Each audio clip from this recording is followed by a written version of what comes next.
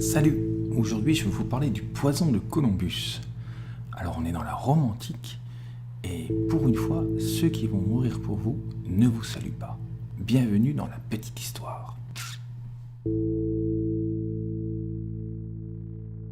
À l'époque romaine, et notamment sous le Principat, la gladiature est un outil de propagande et de pouvoir indéniable. Il permet de faire étalage de sa richesse en organisant des combats qui sont très onéreux, mais également de son statut social et de ses prétentions électorales.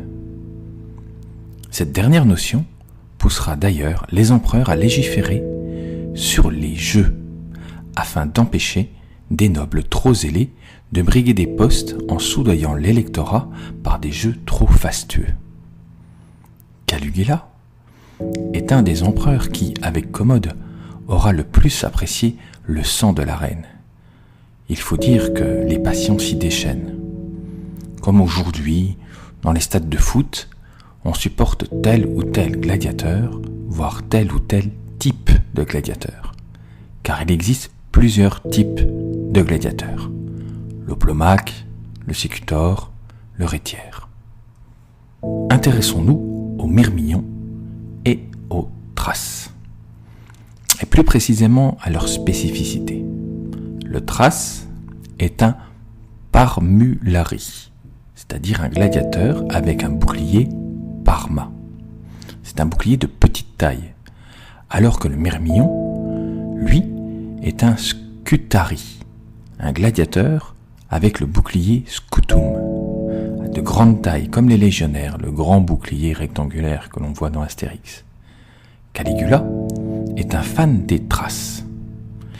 Il ira jusqu'à exiger que les protections des myrmidons soient allégées, afin d'assurer plus de victoires à son type de gladiateur. Malgré tout, le myrmidon Columbus enchaîne les victoires. Ce Gaulois nîmois, né à Nemosus, vient de la plèbe. Sa carrure de tailleur de pierre est un atout dans l'arène. Caligula, irrité par cette progression que rien ne semble arrêter, fomente sa perte. Il l'invite à ses frais aux fêtes du printemps en l'honneur du dieu Liber, les Liberia. Il le programme au Primus, qui est le combat le plus glorieux, contre son thrace Sabinus. Le combat est épique, mais Columbus en sort quand même victorieux.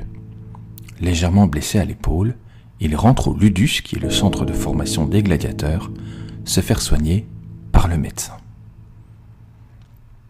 Malheureusement, ce dernier, soudoyé par Caligula, dont la colère ne s'apaise pas, soigne la blessure avec une décoction à l'arsenic.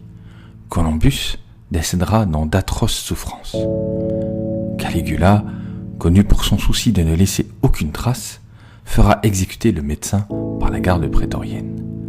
Vaniteux et enfin satisfait de sa vile victoire sur le champion, Caligula nommera la décoction le poison de Columbus. Voilà, j'espère que cette vidéo vous aura fait découvrir la folle vanité de Caligula, dont on reparlera sans doute. N'hésitez pas à mettre un j'aime, vous savez qu'avec le nouvel algorithme de YouTube, c'est grâce à ces j'aime que je serai répertorié et que mes vidéos seront plus facilement retrouvées. Mon objectif reste toujours le même, constituer une petite communauté de personnes qui s'intéressent à l'histoire et pouvoir échanger avec vous par l'intermédiaire de vos commentaires. N'hésitez pas à laisser des commentaires. J'apprécie beaucoup les lovely, les personnes qui aiment mes vidéos. Ce qui m'intéresse surtout, c'est d'avoir votre ressenti et vos questions. Et puis si jamais il y a un sujet que vous voulez voir traité, vous le mettez en commentaire et je vous promets que un jour ou l'autre, il passera en vidéo. Je vous remercie à tous, c'était pour la petite histoire et on se revoit très bientôt. Bye bye.